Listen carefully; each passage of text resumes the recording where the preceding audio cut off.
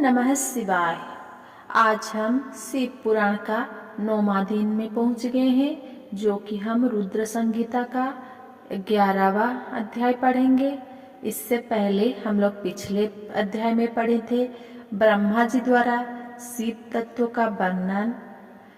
7वां अध्याय में पढ़े थे विवादग्रस्त ब्रह्मा विष्णु के मध्य अग्निस्तंभ का प्रकट होना, ब्रह्मा विष्णु को भगवान शिव के दर्शन, देवी उमा एवं भगवान शिव का प्राकट्य एवं उपदेश देना, श्री हरि को सृष्टि की रक्षा का भार एवं त्रिदेव को आयुर्बल देना। आज हम लोग पढ़ेंगे 11वां अध्याय, जो कि शिव पूजन की विधि तथा फल प्राप्ति।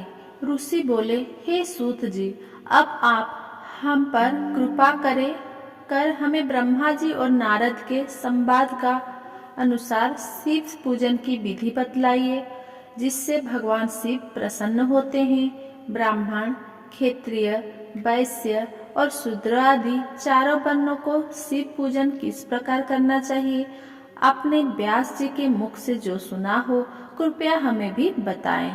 महर्षियों के यह वचन सुनकर सूत जी ने ऋषियों द्वारा पूछे गए प्रश्नों का उत्तर देते हुए कहना आरंभ किया। सूत जी बोले, हे मुनीश्वर, जैसा आपने पूछा है वह बड़े रहस्य की बात है। मैंने इसे जैसा सुना है उसे मैं अपनी बुद्धि के अनुसार आपको सुना रहा हूँ। पूर्व काल में व्यास जी ने सनत कुमार जी से यही प्रश्न किया था, फिर उपमन्यु जी ने भी इसे सुना था और इसे भगवान श्री कृष्ण को सुनाया था। वही सब मैं अब ब्रह्मा नारद संवाद के रूप में आपको बता रहा हूँ। ब्रह्मा जी ने कहा, भगवान शिव की भक्ति सुखमय, निर्मल एवं सनातन रूप है तथा समस्त मनोवांछित फलों को देने वाली है। ये दरिद्रता, रोग, दुख तथा शत्रु द्वारा दी गई पीड़ा का नाश करने वाली है। जब तक मनुष्य भगवान शिव का पूजन नहीं करता और उनकी शरण में नहीं जाता, तब तक ही उसे दरिद्रता, दुख, रोग, शत्रुजनित पीड़ा, ये चारों प्रकार के पाप दुखी करते हैं। भगवान शिव की पूजा करते ही ये दुख समाप्त हो जाते हैं और अक्षय सुख की प्राप्ति होती है। वो सभी भोग को प्राप्त कर अंत में मोक्ष प्राप्त करता है। शिव जी का पूजन करने वालों को धन, संतान और सुख की प्राप्ति होती है। ब्राह्मण, क्षत्रिय, वैश्य और शूद्र को सभी कामनाओं तथा प्रयोजनों की सिद्धि के लिए विधि अनुसार पूजा उपासना करनी चाहिए। ब्रह्म मुहूर्त में उठकर गुरु तथा शिव का स्मरण करके तीर्थ का चिंतन एवं भगवान विष्णु का ध्यान करे। फिर मेरा स्मरण चिंतन करके स्तोत्र पाठ पूर्वक शंकर जी का विधि पूर्वक नाम ले। तत्पश्चात उठकर शौच क्रिया करने के लिए दक्षिण दिशा में जाएं तथा मलमूत्र त्याग करें। ब्राह्मण गुदा की शुद्धि के लिए उसमें 5 बार शुद्ध मिट्टी का लेप करें और धोएं। क्षत्रिय 4 बार, वैश्य 3 बार और शूद्र 2 बार यही क्रम करें। तत्पश्चात बाएं हाथ में 10 बार और दोनों हाथों में 7 बार मिट्टी लगाकर धोएं। प्रत्येक पैर में 3-3 बार मिट्टी लगाएं। स्त्रियों को भी इसी प्रकार क्रम करते हुए शुद्ध मिट्टी से हाथ पैर धोनी चाहिए। ब्राह्मणों को 12 अंगुल, क्षत्रिय को 11, वैश्य को 10 और शूद्र को 9 अंगुल की दातुन करनी चाहिए। षष्ठी, अमावस्या, नवमी व्रत के दिन, सूर्यास्त के समय, रविवार और श्राद्ध के दिन दातुन ना करें। दातुन के पश्चात जलाशय में जाकर स्नान करें तथा विशेष देश काल आने पर मंत्रोच्चार पूर्वक स्नान करें। फिर एकांत स्थान पर बैठकर विधि पूर्वक संध्या करें तथा इसके उपरांत विधि विधान से शिव पूजन का कार्य आरंभ करें। तदुपरांत मन को सुस्थिर करके पूजा गृह में प्रवेश करें तथा आसन पर बैठें।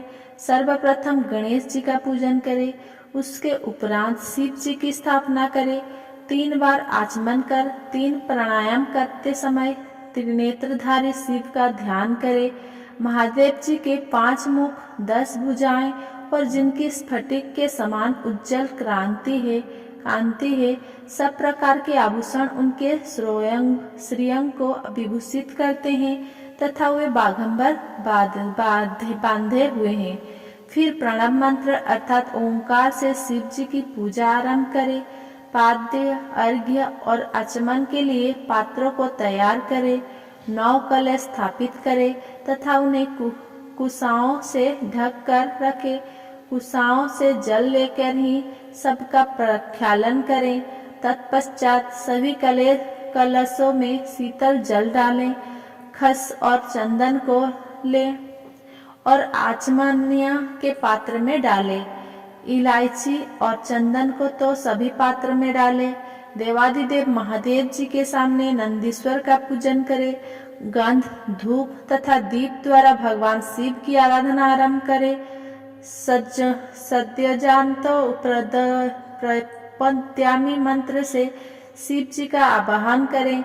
ओम वामदेवाय नमः मंत्र द्वारा भगवान महेश्वर को आसन पर स्थापित करें। फिर ईशान विद्यानाम मंत्र से आराध्य देव का पूजन करें। पाद्या और आचमनिया अर्पित कर अर्घ्य दे। तत्पश्चात गंध और चंदन मिले हुए जल से भगवान शिव को विधि पूर्वक स्नान कराएं। तत्पश्चात पंचामृत से भगवान शिव को स्नान कराएं। पंचामृत को 5 तत्वों दूध, दही, शहद, गन्ने का रस तथा घी से नहलाकर महादेव जी को प्रणव मंत्र को बोलते हुए उनका अभिषेक करें। जलपात्र में शुद्ध शीतल जल में सर्वप्रथम महादेव जी के लिंग पर कुश, अपामार्क, कपूर, चमेली, चंपा, गुलाब, सफेद कनेर, बेला कमल और उत्पल पुष्प एवं चंदन को चढ़ाकर पूजा करें। उन पर अनवरत जल की धारा गिरने की भी व्यवस्था करें। जल से भरे पत्रों से महेश्वर को नहलाएं। मंत्रों से भी पूजा करनी चाहिए। ऐसी पूजा समस्त अभिष्ट फल देने वाली होती है। पावमान मंत्र, रुद्र मंत्र, नील रुद्र मंत्र, पुरुष सूक्त, श्री सूक्त, अर्थवशिष मंत्र, शांति मंत्र, भारुण्य मंत्र,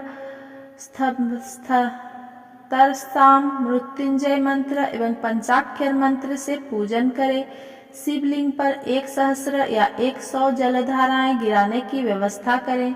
स्फटिक के समान निर्मल, अविनाशी, सर्वलोकमय परमेश्वर परमदेव जो आरंभ और अंत से हीन तथा रोगियों के औषधि के समान है, जिन्हें शिव के नाम से पहचाना जाता है एवं जो शिवलिंग के रूप में विख्यात है, उन भगवान शिव के मस्तक पर धूप दीप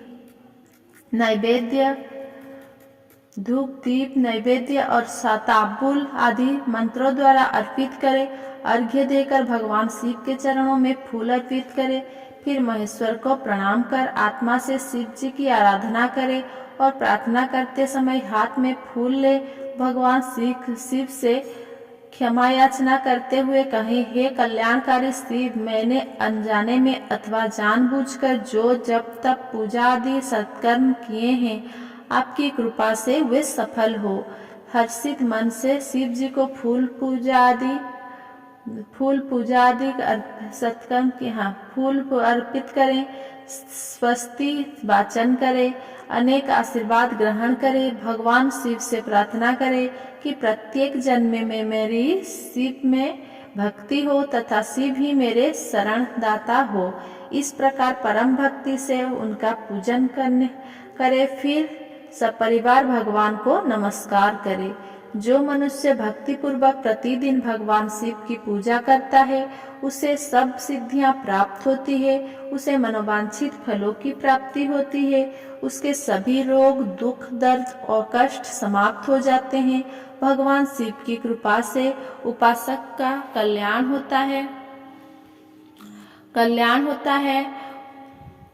भगवान शंकर की पूजा से मनुष्य में सद्गुणों की वृद्धि होती है। ये सब जानकर नारद अत्यंत प्रसन्न होते हुए अपने पिता ब्रह्मा जी को धन्यवाद देते हुए बोले कि आपने मुझ पर कृपा कर मुझे शिव पूजन की अमृत विधि बताई है। शिव भक्ति समस्त भोग और मोक्ष प्रदान करने वाली है। 12वां अध्याय, देवताओं को उपदेश देना। नारद जी बोले, ब्रह्मा जी आप धन्य हैं, क्योंकि आपने अपनी बुद्धि को शिव चरणों में लगा रखा है। कृपा कर इस आनंदमय विषय का वर्णन सविस्तार पुनः कीजिए। ब्रह्मा जी ने कहा, हे नारद, एक समय की बात है, मैंने सब ओर से देवताओं और ऋषियों को बुलाया और क्षीर सागर के तट पर भगवान विष्णु की स्तुति कर उन्हें प्रसन्न किया। भगवान विष्णु प्रसन्न होकर बोले, हे ब्रह्मा जी एवं अन्य देवगण, आप यहाँ क्यों पधारे हैं?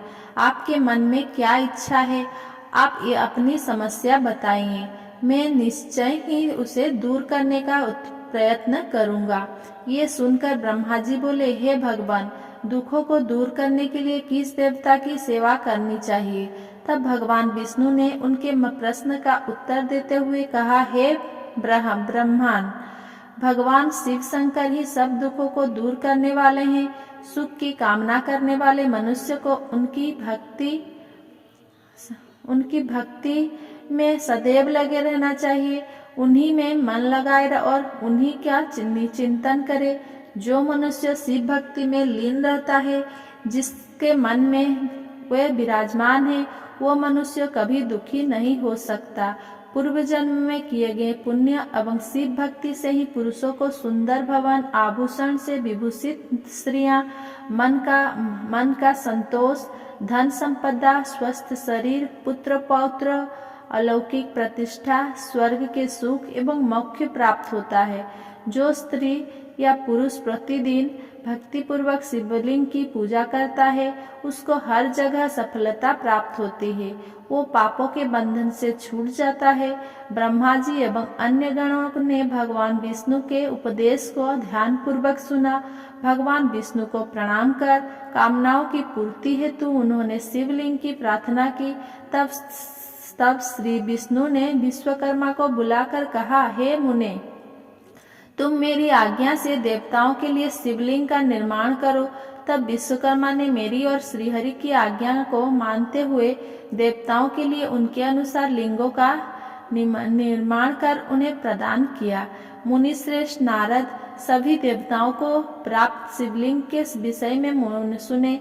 सभी देवता अपने द्वारा प्राप्त लिंग की पूजा उपासना करते हैं। परंपराग मणि का लिंग इंद्र को, सोने का कुबेर को, पुखराज का धर्मराज को, श्याम वर्ण का वरुण को, इंद्रनील मणि का विष्णु को और ब्रह्मा जी हेमलय लिंग को प्राप्त कर उसका भक्ति पूर्वक पूजन करते हैं। इसी प्रकार विश्वदेव चांदी के लिंग की और वसुगण पीतल के बने लिंग की भक्ति करते हैं। पीतल का अश्विनी कुमार को, स्फटिक का लक्ष्मी को, तांबे का आदित्य को और मोती का लिंग चंद्रमा को प्रदान किया गया है। ब्रज लिंग ब्राह्मणों के लिए और मिट्टी का लिंग ब्राह्मणों की स्त्रियों के लिए है। मायासुर चंदन द्वारा बने लिंग का और नागों द्वारा मूंगे के बने शिवलिंग का आदर पूर्वक पूजन किया जाता है। देवी मक्खन के बने लिंग की अर्चना करती है। योगी जन भस्ममय लिंग की, यक्षगण दधि से निर्मित लिंग की, छाया देवी आदि के लिंग और ब्रह्मा पत्नी रत्नमय शिवलिंग की पूजा करती है। बाणासुर पार्थिव लिंग की पूजा करता है। भगवान विष्णु ने देवताओं को अनेक हित के लिए शिवलिंग के साथ पूजन विधि भी बताई। देवताओं को वचनों को सुनकर मेरे हृदय में हर्ष की अनुभूति हुई। मैंने लोगों का कल्याण करने वाली शिव पूजा की समय विधि बताई। ये शिव भक्ति स्मरण अभिष्ट फल को प्रदान करने वाली है। इस प्रकार लिंगों के विषय में बताकर ब्रह्मा जी ने शिवलिंग और शिव भक्ति की महिमा का वर्णन किया। शिव पूजन भोग और मोक्ष प्रदान करता है। मनुष्य जन्म उच्च कुल में प्राप्त करना अत्यंत दुर्लभ है। इसीलिए मनुष्य रूप में जन्म लेकर मनुष्य को शिव भक्ति में लीन रहना चाहिए। शास्त्र द्वारा बताए गए मार्ग का अनुसरण करते हुए जाति के नियमों का पालन करते हुए कर्म करें। संपत्ति के अनुसार दान आदि दे, जप तप यज्ञ और ध्यान करे। ध्यान के द्वारा ही परमात्मा का साक्षात्कार होता है। भगवान शंकर अपने भक्तों के लिए सदा उपलब्ध रहते हैं। जब तक ज्ञान की प्राप्ति ना हो तब तक कर्म से ही आराधना करें। इस संसार में जो जो वस्तु सत असत रूप में दिखती है अथवा सुनाई देती है वो परम ब्रह्मा शिव रूप है। तत्व ज्ञान ना होने तक देव की मूर्ति का पूजन करें। अपनी जाति के लिए अपनाए गए कर्म का प्रयत्न पूर्वक पालन करें। आराध्य देव का पूजन श्रद्धा पूर्वक करें, क्योंकि पूजन और दान से ही हमारी सभी विघ्न और बाधाएं दूर होती है। जिस प्रकार मैले कपड़े पर रंग अच्छे से नहीं चढ़ता परंतु साफ कपड़े पर अच्छी तरह से रंग चढ़ता है, उसी प्रकार देवताओं की पूजा अर्चना से मनुष्य का शरीर पूर्णतया निर्मल हो जाता है। उस पर ज्ञान का रंग चढ़ता है और वो भेदभाव आदि बंधनों से छूट जाता है। बंधनों से छूटने पर उसके सभी दुख दर्द समाप्त हो जाते हैं और मोह माया से मुक्त मनुष्य शिव पद प्राप्त कर लेता है। मनुष्य जब तक गृहस्थ आश्रम में रहे तब तक सभी देवताओं में श्रेष्ठ भगवान शंकर की मूर्ति का प्रेम पूर्वक पूजन करे।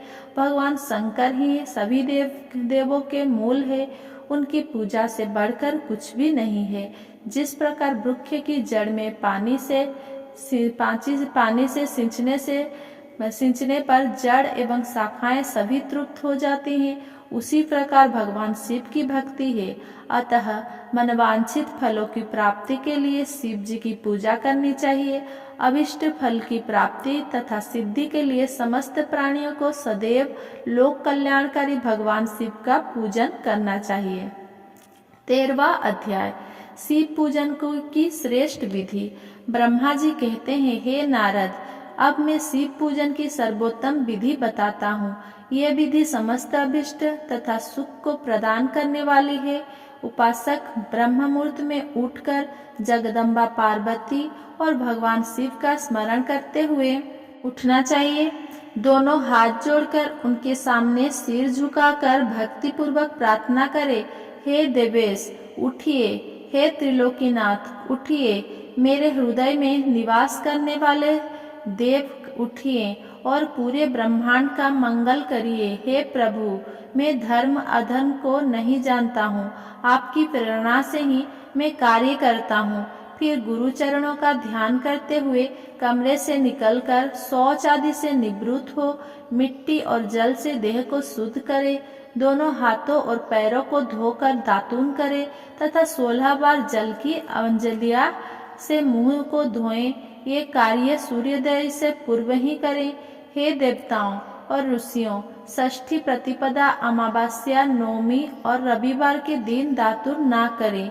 नदी अथवा घर में समय से स्नान करें। मनुष्य को देश और काल के विरुद्ध स्नान नहीं करना चाहिए। रविवार, श्राद्ध, संक्रांति, ग्रहण, महादान और उपवास वाले दिन गर्म जल में स्नान ना करें। क्रम से बारों को देखकर ही तेल लगाएं। जो मनुष्य नियम पूर्वक रोज तेल लगाता है उसके लिए तेल लगाना किसी भी दिन दूषित नहीं है। सरसों के तेल को ग्रहण के दिन प्रयोग में ना लाएं। इसके उपरांत स्नान पूर्व या उत्तर की ओर मुख करके करें। स्नान के उपरांत स्वच्छ अर्थात धुले हुए वस्त्र को धारण करें। दूसरे के पहने हुए अथवा रात में सोते समय पहने वस्त्र को बिना धुले धारण ना करें। स्नान के बाद पितरों एवं देवताओं को प्रसन्न करने हेतु तर्पण करें। उसके बाद धुले हुए वस्त्र धारण करें और आचमन करें। पूजा हेतु स्थान को गोबर आदि से लीप कर शुद्ध करें। वहाँ लकड़ी के आसन की व्यवस्था करें। ऐसा आसन अभिष्ट फल देने वाला होता है। उस आसन पर बिछाने के लिए मृग अर्थात हिरण की खाल की व्यवस्था करें। उस पर बैठकर भस्म से त्रिपुंड लगाएं। त्रिपुंड से जप तप तथा दान सफल होता है। त्रिपुंड लगाकर रुद्राक्ष धारण करें। तत्पश्चात मंत्रों का उच्चारण करते हुए आचमन करें। पूजा सामग्री को एकत्र करें। फिर जल, गंध और अक्षत के पात्र को दाहिने भाग में रखें। फिर गुरु की आज्ञा लेकर और उनका ध्यान करते हुए सपरिवार शिव का पूजन करें। विघ्न विनाशक गणेश जी का बुद्धि सिद्धि सहित पूजन करें। ओम गणपतये नमः का जाप करके उन्हें नमस्कार करें तथा क्षमा याचना करें। कार्तिकेय एवं गणेश जी का एक साथ पूजन करें तथा उन्हें बारंबार नमस्कार करें। फिर द्वार पर स्थित लंबोदर नामक द्वारपाल की पूजा करें। तत्पश्चात भगवती देवी की पूजा करें। चंदन, कुमकुम, धूप, दीप और नैवेद्य से शिव जी का पूजन करें। प्रेम पूर्वक नमस्कार करें। अपने घर में मिट्टी, सोना, चांदी, धातु या अन्य किसी धातु की शिव प्रतिमा बनाएं। भक्ति पूर्वक शिव जी की पूजा कर उन्हें नमस्कार करें। मिट्टी का शिवलिंग बनाकर विधि पूर्वक उनकी पूजा करें तथा उसकी प्राण प्रतिष्ठा करें। घर में भी मंत्रोच्चार करते हुए पूजा करनी चाहिए। पूजा उत्तर की ओर मुख करके करनी चाहिए। आसन पर बैठकर गुरु को नमस्कार करें। अर्धपात्र में से शिवलिंग पर जल चढ़ाएं। शांत मन से पूर्ण श्रद्धा बदन होकर महादेव जी का आह्वान इस प्रकार करें। जो कैलाश के शिखर पर निवास करते हैं और पार्वती देवी के पति हैं, जिनके स्वरूप का वर्णन शास्त्रों में है, जो समस्त देवताओं के लिए पूजित है, जिनके 5 मुख, 10 हाथ तथा प्रत्येक मुख पर 3-3 नेत्र हैं, जो सिर पर चंद्रमा का मुकुट और जटा धारण किए हुए हैं, जिनका रंग कपूर के समान है, जो बाघ की खाल बांधते हैं, जिनके गले में बासुकी नामक नाग लिपटा है, जो सभी मनुष्य को शरण देते हैं और सभी भक्तगण जिनकी जय जयकार करते हैं, जिनका सभी वेदों और शास्त्रों में गुणगान किया गया है। ब्रह्मा विष्णु जिनकी स्तुति करते हैं, जो परम आनंद देने वाले तथा भक्त वत्सल है, ऐसे देवों के देव महादेव भगवान शिव जी का मैं आह्वान करता हूँ। इस प्रकार आह्वान करने के पश्चात उनका आसन स्थापित करें। आसन के बाद शिव जी को पाद्य और अर्घ्य दे। पंचामृत के द्रव्य द्वारा शिवलिंग को स्नान कराएं तथा मंत्र सहित द्रव्य अर्पित करें। स्नान के पश्चात सुगंधित चंदन का लेप करें तथा सुगंधित जलधारा से उनका अभिषेक करें। फिर आचमन कर जल दे और वस्त्र अर्पित करें। मंत्र द्वारा भगवान शिव को तेल, जौ, गेहूं, मूंग और उड़द अर्पित करें। पुष्प चढ़ाएं। शिव जी के प्रत्येक मुख पर कमल, शतपत्र, शंख पुष्प, कुश पुष्प, धतुरा, मंदार, द्रोण पुष्प, तुलसी दल तथा बेलपत्र चढ़ाकर पराभक्ति से महेश्वर की विशेष पूजा करें। बेलपत्र समर्पित करने से शिव जी की पूजा सफल होती है। तत्पश्चात सुगंधित चूर्ण तथा सुवासित तेल पड़े हर्ष के साथ भगवान शिव को अर्पित करें। गुंगल और अगरू धूप दें। घी का दीपक जलाएं। प्रभु शंकर, आपको हम नमस्कार करते हैं। आप अर्घ्य को स्वीकार करके मुझे रूप दीजिए, यश दीजिए और भोग और मोक्ष रूपी फल प्रदान कीजिए। ये कहकर अर्घ्य अर्पित करें। नैवेद्य और तांबूल अर्पित करें। 5 बत्ती की आरती करें। 4 बार पैरों में, 2 बार नाभि के सामने, 1 बार मुख के सामने तथा संपूर्ण शरीर में 7 बार आरती दिखाएं। तत्पश्चात शिव जी की परिक्रमा करें। हे प्रभु शिव शंकर, मैंने अज्ञान से अथवा जानबूझकर जो पूजन किया है वो आपकी कृपा से सफल हो। हे भगवान, मेरे प्राण आप में लगे रहें। मेरा मन सदा आपकी ही चिंतन करता रहे। हे गौरीनाथ, भूतनाथ, आप मुझ पर प्रसन्न होइए। प्रभु, जिनके पैर लड़खड़ाते हैं उनका आप ही एकमात्र सहारा है। जिन्होंने कोई भी अपराध किया है उनके लिए आप ही शरणदाता है। ये प्रार्थना करके पुष्पांजलि अर्पित करें तथा पुनः भगवान शिव को नमस्कार करें। देवेश्वर प्रभु, अब आप परिवार सहित अपने स्थान को पधारें तथा जब पूजन का समय हो तब पुनः यहाँ पधारें। इस प्रकार भगवान शंकर की प्रार्थना करते हुए उनका विसर्जन करें और उस जल को अपने हृदय में लगाकर मस्तक पर लगाएं। हे महर्षियों, इस प्रकार मैंने आपको शिव पूजन की सर्वोत्तम विधि बता दी है, जो भोग और मोक्ष प्रदान करने वाली है। ऋषिगण बोले, हे ब्रह्मा जी, आप सर्वश्रेष्ठ हैं। आपने हम पर कृपा कर शिव पूजन की सर्वोत्तम विधि का वर्णन हमसे किया, जिसे सुनकर हम सब कृतार्थ हो गए। 14वां अध्याय, पुष्प द्वारा शिव पूजन का महत्व। ऋषियों ने पूछा, हे भगवान, अब आप ये बताइए कि भगवान शिव जी की किन किन फूलों से पूजा करनी चाहिए। विभिन्न फूलों से पूजा करने पर क्या क्या फल प्राप्ति होती है। सूत जी बोले, हे ऋषियों, यही प्रश्न नारद जी ने ब्रह्मा जी से किया था। ब्रह्मा जी ने उन्हें पुष्प द्वारा शिव जी की पूजा के महत्व को बताया। ब्रह्मा जी ने कहा, नारद, लक्ष्मी अर्थात धन की कामना करने वाले मनुष्य को कमल के फूल, बेलपत्र, शतपत्र और शंख पुष्प से भगवान शिव का पूजन करना चाहिए। 1,00,000 पुष्प द्वारा भगवान शिव की पूजा होने पर सभी पापों का नाश हो जाता है और लक्ष्मी की प्राप्ति होती है। 1,00,000 फूलों से शिव जी की पूजा करने से मनुष्य को संपूर्ण अभिष्ट फल की प्राप्ति होती है। जिसके मन में कोई कामना ना हो, वो उपासक इस पूजन से शिव स्वरूप हो जाता है। मृत्युंजय मंत्र के 5,00,000 जाप का पूरे होने पर महादेव के स्वरूप के दर्शन हो जाते हैं। 1,00,000 जाप से शरीर की शुद्धि होती है। दूसरे लाख के जाप से पहले जन्म की बातें याद आ जाती है। तीसरे लाख जाप के संपूर्ण होने पर इच्छा की गई सभी वस्तुओं की प्राप्ति हो जाती है।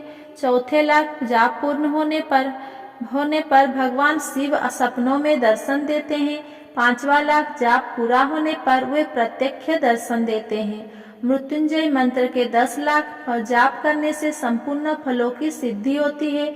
मोक्ष की कामना करने वाले मनुष्य को 1,00,000 दंभों या दुर्बा से शिव पूजन करना चाहिए। आयु बुद्धि की इच्छा करने वाले मनुष्य को 1,00,000 दुर्बाओं द्वारा पूजन करना चाहिए। पुत्र प्राप्ति की इच्छा रखने वाले मनुष्य को 1,00,000 धतूरे के फूलों से पूजा करनी चाहिए। पूजन में लाल डंठल वाले धतूरों को शुभदायक माना जाता है। यश प्राप्ति के लिए 1,00,000 अगस्त के फूल से पूजा करनी चाहिए।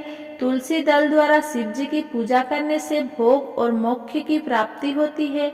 अड़हुल यानी कि जवा कुसुम के 1,00,000 फूलों से पूजा करने पर शत्रुओं की मृत्यु होती है। 1,00,000 करवीर के फूल से शिव पूजन करने पर समस्त रोगों का नाश हो जाता है। दुपहरिया के फूलों से के पूजन से आभूषण तथा चमेली के फूलों से पूजन करने से वाहन की प्राप्ति होती है।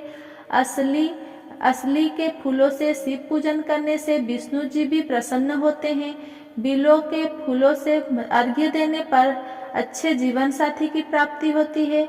जूही के फूलों से पूजन करने पर घर में धन संपदा का वास होता है तथा अन्न के भंडार भर जाते हैं। कनेर के फूल से पूजा करने पर वस्त्र की प्राप्ति होती है।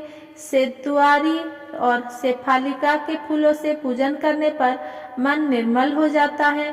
हर श्रृंगार के फूलों से पूजन करने पर सुख संपत्ति की बुद्धि होती है। राई के 1,00,000 फूलों से पूजन करने पर शत्रु मृत्यु को प्राप्त होती है। चंपा और कवेड़ी के फूल से शिव पूजन नहीं करना चाहिए। ये दोनों फूल महादेव के पूजन के लिए अयोग्य होते हैं। इसके अलावा सभी फूलों का पूजा में उपयोग किया जा सकता है। महादेव जी पर चावल चढ़ाने से लक्ष्मी की प्राप्ति होती है। ये चावल अखंडित होने चाहिए। उन्हें विधि पूर्वक अर्पित करें। रुद्र प्रधान मंत्र से पूजन करते हुए शिवलिंग पर वस्त्र अर्पित करें। गंध पुष्प और श्रीफल चढ़ाकर धूप दीप से पूजन करने से पूजा का पूरा फल प्राप्त होता है। उसी प्रांगण में 12 ब्राह्मणों को भोजन कराएं। इससे संगोपांगो पूजा प्रसन्न होती है। 1,00,000 तिलों से शिव जी का पूजन करने पर समस्त दुखों और क्लेशों का नाश होता है। जो जौ के दान चढ़ाने पर स्वर्गीय सुख की प्राप्ति होती है। गेहूं के बने भोजन से 1,00,000 बार शिव पूजन करने के संतान की प्राप्ति होती है। मूंग से पूजन करने पर उपासक को धर्म, अर्थ और काम भोग की प्राप्ति होती है तथा वो पूजा समस्त सुखों को देने वाली होता है। उपासक को निष्काम होकर मोक्ष की प्राप्ति के लिए भगवान शिव की पूजा करनी चाहिए। भक्ति भाव से विधि पूर्वक शिव की पूजा करके जलधारा समर्पित करनी चाहिए। शतरुद्रीय मंत्र से 11 रुद्र जप, सूक्त, षडंग, महामृत्युंजय और गायत्री मंत्र में नमः लगाकर नमः से अथवा प्रणव ओम मंत्र द्वारा शास्त्रोक्त मंत्र से जलधारा शिवलिंग पर चढ़ाएं। धारा पूजन से संतान की प्राप्ति होती है। सुख और संतान की वृद्धि के लिए जलधारा का पूजन उत्तम होता है। उपासक को भस्म धारण प्रेम पूर्वक शुभ एवं दिव्य द्रव्य द्वारा शिव पूजन कर उनके सहस्त्र नामों का जाप करते हुए शिवलिंग पर घी की धारा चढ़ानी चाहिए।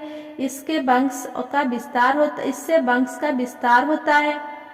10,000 मंत्रों द्वारा इस प्रकार किया गया पूजन रोगों को समाप्त करता है तथा मनोवांछित फलों की प्राप्ति होती है। नपुंसक पुरुष को शिव जी का पूजन घी से करना चाहिए। ब्राह्मणों को भोजन कराना चाहिए और प्रजापत्य का व्रत रखना चाहिए। बुद्धिहीन मनुष्य को दूध में शक्कर मिलाकर इसकी धारा शिवलिंग पर चढ़ानी चाहिए। इससे भगवान प्रसन्न होकर उत्तम बुद्धि प्रदान करते हैं। यदि मनुष्य का मन उदास रहता है, जी उचट गए, कहीं भी प्रेम न रहे, दुख बढ़ जाए तथा घर में सदैव लड़ाई रहती हो तो मनुष्य को शक्कर मिश्रित दूध 10,000 मंत्रों का जाप करते हुए शिवलिंग को अर्पित करना चाहिए। खुशबू वाला तेल चढ़ाने पर भोगों की वृद्धि होती है। यदि शिव जी पर शहद चढ़ाया जाए तो टीबी जैसा रोगों भी समाप्त हो जाता है। शिव जी को गन्ने का रस चढ़ाने से आनंद की प्राप्ति होती है। गंगा जल को चढ़ाने से भोग और मोक्ष की प्राप्ति होती है।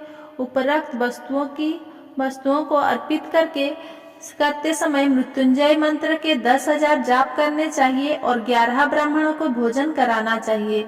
इस प्रकार शिव जी की विधि सहित पूजा करने से पुत्र पौत्रादि सहित सब सुखों को भोग कर अंत में शिवलोक की प्राप्ति होती है। 15वां अध्याय सृष्टि का वर्णन।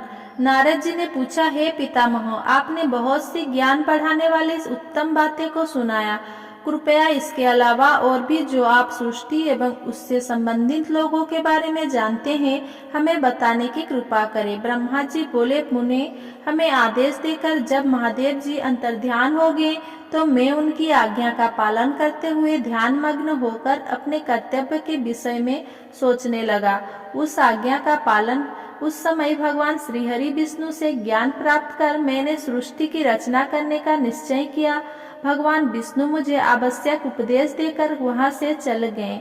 भगवान शिव की कृपा से ब्रह्मांड से बाहर वैकुंठ धाम में जा पहुंचा और वहीं निवास करने लगे।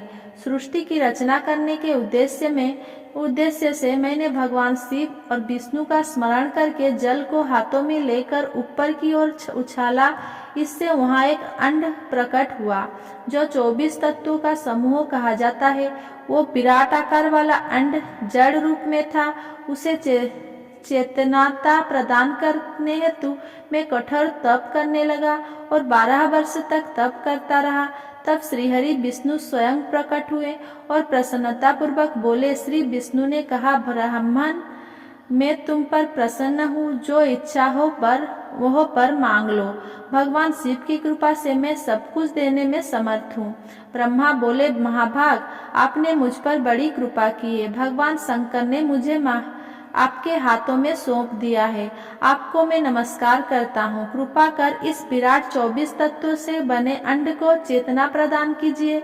मेरे ऐसा कहने पर श्री विष्णु ने अनंत रूप धारण कर अंड में प्रवेश किया। उस समय उनके सहस्र मस्तक, सहस्र आंखें और सहस्र पैर थे। उनके अंडों में प्रवेश करते ही वो चेतन हो गया। पाताल से सत्यलोक तक अंड के रूप में वहां विष्णु भगवान विराजने लगे। अंडों में विराजमान होने के कारण विष्णु जी बैराज पुरुष कहलाए। पंचमुख महादेव ने अपने निवास हेतु कैलाश नगर का निर्माण किया। देवर्षि संपूर्ण ब्रह्मांड का नाश होने पर भी वैकुंठ और कैलाश अमर रहेंगे, अर्थात इनका नाश नहीं हो सकता। महादेव की आज्ञा से ही मुझ में सृष्टि की रचना करने की इच्छा उत्पन्न हुई है। अनजाने में ही मुझसे तमोगुणों की सृष्टि की उत्पत्ति हुई, जिसे अविद्या पंचक कहते हैं। उसके पश्चात भगवान शिव की आज्ञा से स्थावर संज्ञक वृक्ष, जिसे पहला स्वर्ग कहते हैं, का निर्माण हुआ, परंतु पुरुषार्थ का साधन नहीं था। अतः दूसरा स्वर्ग तिर्यो वस्त्रता प्रकट हुआ। यह दुखों से भरा हुआ था। तब ब्रह्मा जी द्वारा ऊर्ध्वस्त्रता नामक तीसरे स्वर्ग की रचना की गई। ये सात्विक स्वर्ग देव स्वर्ग के नाम से प्रसिद्ध हुआ। ये स्वर्ग सत्यवादी तथा परम सुखदायक है। इसकी रचना की उपरांत मैंने पुनः शिव चिंतन आरंभ कर दिया। तब एक रजोगुणी सृष्टि का आरंभ हुआ, जो अर्वाक्स्त्रोता नाम से विख्यात हुआ। इसके बाद मैंने 5 विकृति सृष्टि और 3 प्राकृति संगों को जन्म दिया। पहला महतत्व, दूसरा भूतों और तीसरा वैकारिक स्वर्ग के है। इसके अलावा 5 विकृत स्वर्ग हैं। दोनों को मिलाकर कुल 8 स्वर्ग है। 9वां कौमार स्वर्ग है, जिसके सनंदन कुमार की रचना हुई है। सनंत आदि मेरे 4 मानस पुत्र है, जो पुत्र ब्रह्मा के समान है। वे महान व्रत का पालन करने वाले हैं। वे संसार से विमुख एवं ज्ञानी है।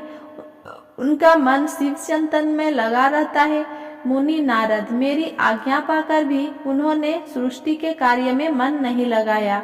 इससे मुझमें क्रोध प्रवेश कर गया। तब भगवान विष्णु ने मुझे समझाया और भगवान शिव की तपस्या करने के लिए कहा। मेरी घोर तपस्या से मेरी भौएं और नाक के मध्य भाग से महेश्वर की 3 मूर्तियां प्रकट हुई, जो पुन्नास, सर्वेश्वर एवं दया सागर थी, और भगवान शिव का अर्धनारीश्वर रूप प्रकट हुआ। जन्म मरण से रहित परम तेजस्वी सर्वज्ञ नीलकंठ साक्षात उमावल्लभ भगवान महादेव के साक्षात दर्शन कर मैं धन्य हो गया। मैंने भक्तिभाव से उन्हें प्रणाम किया और उन्हें प्रसन्न करने के लिए उनकी स्तुति करने लगा। तब मैंने उनकी जीवों की रचना करने की प्रार्थना की। मेरी प्रार्थना स्वीकारते हुए देवादिदेव भगवान शिव ने रुद्र गणों की रचना की। तब मैंने उनसे पुनः कहा, देवेश्वर शिव शंकर, अब आप संसार की मोहमाया में लिप्त ऐसे जीवों की रचना करें जो मृत्यु और जन्म के बंधन में बंधे हो। यह सुनकर महादेव जी हंसते हुए कहने लगे। शिव जी ने कहा, हे ब्रह्मा, मैं जन्म और मृत्यु के भय में लिप्त जीवों की रचना नहीं करूंगा, क्योंकि वे जीव संसार रूपी बंधन में बंधे होने के कारण दुखों से युक्त होंगे। मैं सिर्फ उनका उद्धार करूंगा, उन्हें परम ज्ञान प्रदान कर उनके ज्ञान का विकास करूंगा। हे प्रजापते, इन जीवों की रचना आप करें। मोहमाया के बंधनों में बंधे इस प्रकार के जीवों की सृष्टि करने पर भी आप इस माया में नहीं बंधेंगे। मुझसे इस प्रकार कहकर महादेव शिव शंकर अपने पार्षदों के साथ वहां से अंतर्ध्यान हो गए। अगर मेरा ये वीडियो पसंद आया हो तो मेरा चैनल को लाइक कमेंट शेयर करिए और मेरे चैनल को सब्सक्राइब करिए।